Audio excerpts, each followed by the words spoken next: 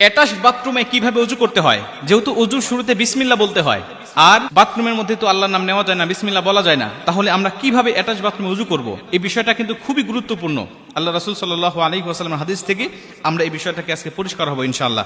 আমি কয়েকটা পদ্ধতি আপনাদেরকে শেখাবো, এর মধ্যে যে পদ্ধতিটা আপনাদের ভালো হয় আপনারা সেইভাবে ওযু করবেন, ইনশাআল্লাহ আপনার ওযু হয়ে যাবে।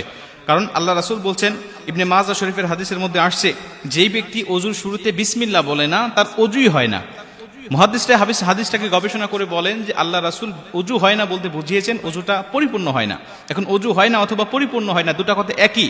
আমার যদি ওযু না হয় তাহলে আল্লাহ পাকের দরবারে আমরা যে নামাজ আদায় করছি প্রত্যেকটা দিন, আমাদের নামাজও হবে না। ওযু না হলে নামাজ হয় না। এর জন্য ওযুটাকে কমপ্লিট করতে হবে, ওযুটাকে পরিপূর্ণ করতে হবে।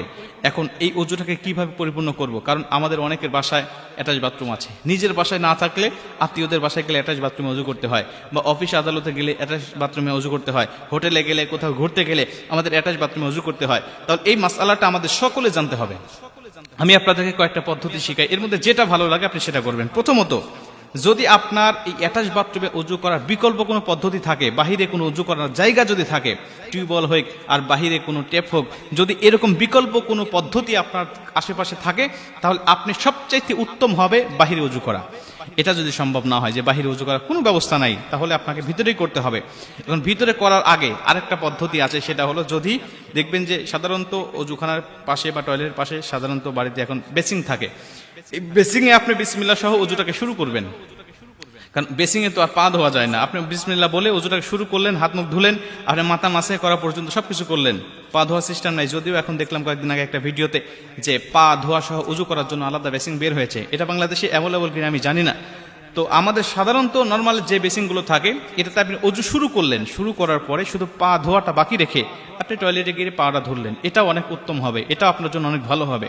যদি এটাও সম্ভব না হয় তাহলে আপনি 3 নম্বরে আপনি একটি কাজ করবেন, আপনার বাথরুমের যে টেপ আর যে কমোড, এটা হাই কমোড হোক আর লো কমোড হোক, এর মাঝামাঝি একটা কাপড় দিয়ে পর্দা দিয়ে দিবেন।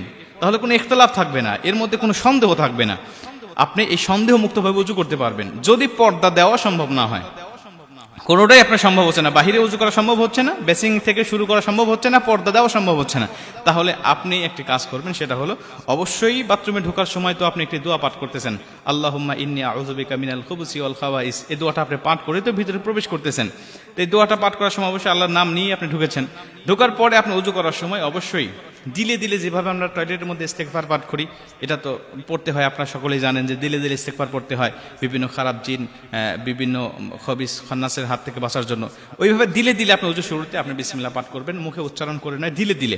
এরপরে ওযু থেকে বের হয়ে এসে, টয়লেট থেকে বের হয়ে এসে আপনি বের হওয়ার সময় দোয়া পাঠ করলেন, এবং বের হয়ে এসে ওযুর শেষে যে কালেমা শাহাদাতটা পাঠ করতে হয়, এই কালেমা শাহাদাতটা পাঠ করবেন।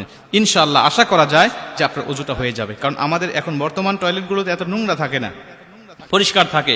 অতএব আপনি এভাবে ওযু করলে ওযুটা হয়ে যাবে ইনশাআল্লাহ। তবে মনে রাখবেন, সবচেয়ে উত্তম হবে বিকল্প কোনো ব্যবস্থা করা। যদি না থাকে তাহলে পরবর্তীতে আপনার ধাপে ধাপে যেটা আপনার জন্য সহজ হয়, এই সহজ পদ্ধতিগুলো অবলম্বন করে অবশ্যই ইবাদতগুলো করবেন। আল্লাহ পাক অবশ্যই আমাদেরকে ক্ষমা করবেন এবং আমাদের ইবাদতগুলো কবুল করবেন।